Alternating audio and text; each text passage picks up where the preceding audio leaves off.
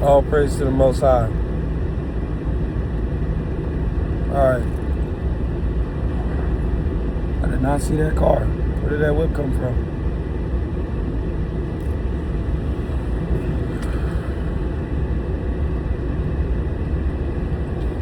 But look, though.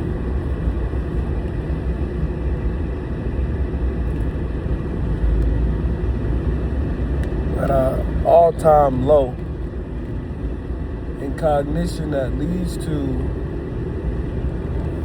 preparation or prevention. Rather, we're at a state of understanding that leads to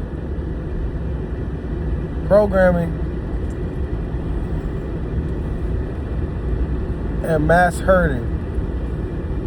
A word that I've been using recently is hive mind control.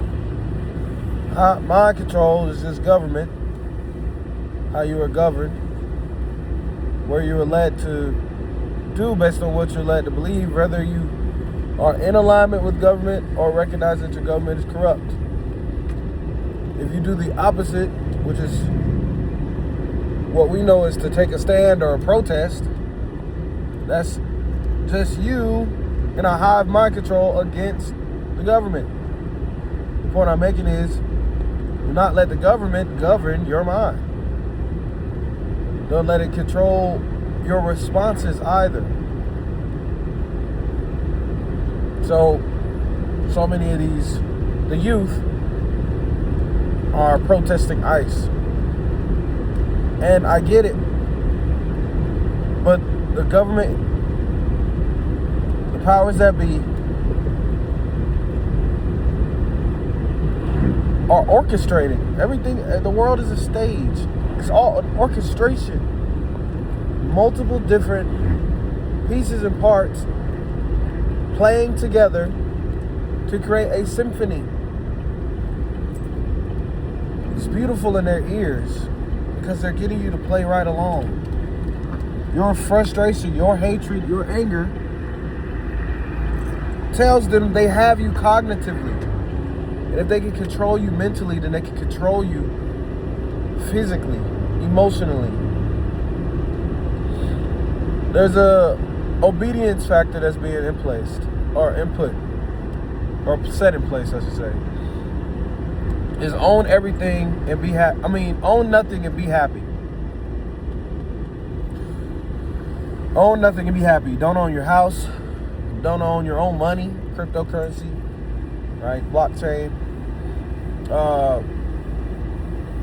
Work when we tell you to. Right? Don't own your freedom. Don't own your hours, your wages. And be happy about it.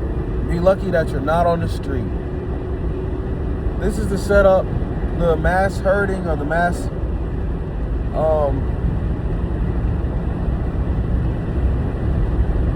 movement into smart cities.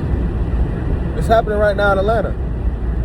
They're in the heart of the city, the middle of downtown, which you would think couldn't be built on anymore, and they're making thousands of spaces for people to live.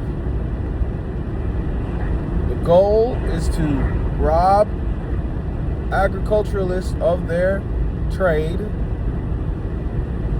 to rob the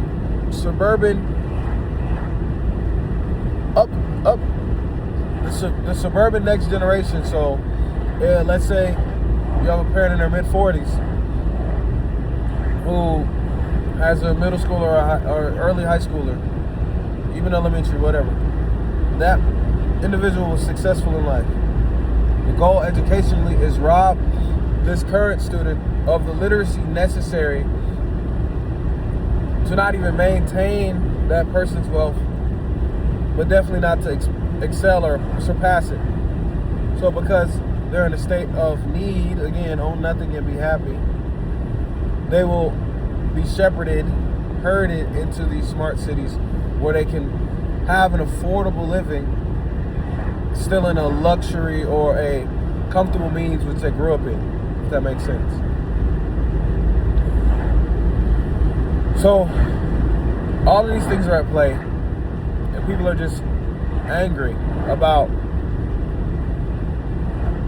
ICE agents doing their job. And what do I mean by job? Because I don't advocate for them. I don't care. I know it's wrong. I don't like when people die just as much as the next person. But their job is to create uproar. It's to set up martial law. We've been seeing it for the last 15, 20 years. Think about it. Trayvon Martin, George Floyd, Ferguson, Missouri. Like, these things are not random. The Watts race riots. F the police. It's to create an uproar. It's to continue to, the government is a temperature check. The government is making sure that they can still get your blood boiling with the same facets, the same activities. They don't even have to try. It's like with Satan. If Satan don't have to try nothing new, he's gonna keep tempting you with the same old stuff. And that's what they're doing. They're making sure, okay, we can get the people upset with our same facet, the same thing we've been doing over and over and over again. The play, same play. And obviously we're not learning anything on a mass collective. We're not learning anything. Some of us are learning things individually, but we're not learning anything on a mass collective. So I find it very important that not just waking up, because waking up isn't enough. You can wake up and still be asleep. You can wake up and still like naps. Wake up, serve someone greater than yourself. So what I mean is, no human being is worth being served. No human being is worth being served. We serve the Most High, and because of our servitude to the Most High, we find ourselves serving others, not the other way around. I'm going to say that again. No other human being is worthy to be served, not one that's on this earth right now. We serve the Most High because He is worthy. And because we serve Him, we are able to, now given the ability to, serve others. The whole idea of serving others is and this goes to a conversation I had with a dude at basketball at the gym last night. The whole idea of serving others as our way of serving the Most High, you just created a new religion. Like, you're making stuff up because he's an alpha, he's in that band or fraternity. You're making stuff up to suit your fancy. You're making stuff up so you feel good about the wickedness that you're doing. You can't put a sticker on wicked and the sticker says good and now it's good for usage. That's like putting a sticker on expired meat. You know the meat is expired. Or you don't. And you put a sticker on there and you say, good, still. It's still good. You can eat it. And then when you eat the meat, you get sick. No wonder. It was always bad for you. You can't just put a label. Because he was saying like, well, you know, certain signs or certain compartments of organization don't have anything to do with me. You know, I make it what's necessary for success. These organizations have some good in them, and I'm hearing all this like, duh. You're just telling me you worship self. You serve self before you serve Yah. You serve self before you serve others, and through serving self, now you serve others. And we get to this just immense level of pride. Which ultimately, I mean, think about this. Ultimately, what was the sin that led Eve to eat the apple and then giving it to Adam? Like, it's all very straightforward. And well, it sounds like it's a bird in my car.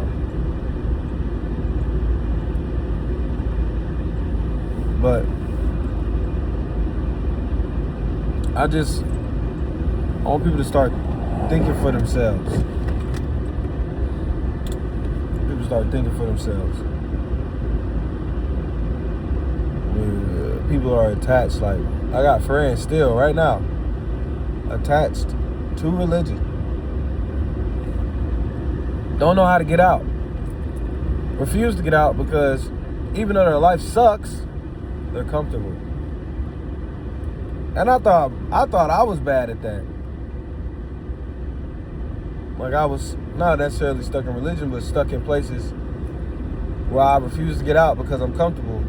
It can get a whole lot worse. I learned that.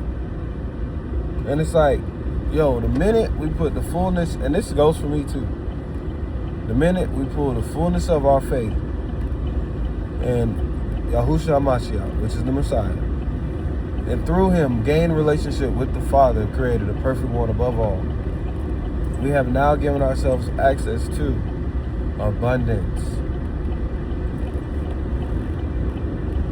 It probably won't be let me not say that because it very well could be. It may not be a financial abundance, but it will be an abundance of something that's good for you. So oftentimes, like, not having financial abundance is because that's what's good for you. Because having financial abundance will take you away from your fullness of faith in Yahushua. Ever thought about that? Everybody wants to be rich and well off and settled and set apart. How about we be set apart first? Again, this goes for me too. How about we be set apart first? Be enriched or be led by his goodness, his righteousness, his sanctification, which means to cleanse. By reading the word, by applying the word to how we live our lives, both outwardly and inwardly. So in the closed spaces, private spaces, and in the public spaces, open spaces, it's very important that we are advocates of the word. And from that point, you will start to see security, clarity, consistency. And it'll be slow, it'll be progressive. It's where a lot of people struggle, because I know I as sometimes want complete overhaul. I want complete shift. Not realizing that true success is gradual, right? True obedience is gradual. True faithfulness is built through progressive means, not a complete overhaul. It's not going to change overnight. And we have to be okay with that. Put the phone down. Get in the word. Get in the prayer closet. Slow down. Slow your life down so it doesn't feel as long or as difficult. If you have long, hard days, then yeah, being faithful is going to be difficult. But if you slow down life, take rest, which is what a Sabbath is, get in your word, practice mindfulness, practice holistic values. And again, I'm talking to myself as well as the next person who can take from this. And that's what's going to move. That's what's going to allow you to be set free from the mental bondages, the emotional bondages, from trauma, from frustration with the things in the world, from family burdens, all of these things, whatever else. That's what's gonna move you. We hear it in the song all the time, like giving yourself away So letting go of yourself, submitting yourself to the Most High Yah. That's what's going to move you. Not giving no money. Give your entire being. Don't give your money to a scam artist in a pulpit. Give your entire being to Yahuwah, your creator. And watch how things move in your life. Don't go on a whim. There's no work. There's no work in putting $15 in the offering pot. You worked for that $50 though, if you get what I'm saying. You've worked physically, emotionally, mentally, whatever you used to make that $15. But then there's no work in putting that $50 in the offering pot. Where the work is being still. The work is being faithful, knowing that He's going to take care of whatever you're missing. That's what the work is. Be faithful and believe. Establish thyself. Establish thyself in a place of faith, in a statute of faith. Like Abraham, who was the establisher of our faith. Hello. That's all I got for now. Thank you, Yahuwah. Yada Yahuwah. Toda Yahuwah. Yahuwah is worthy to be praised. Hallelujah, which means to praise Yah. And I'm grateful. Shalom. Have a great day.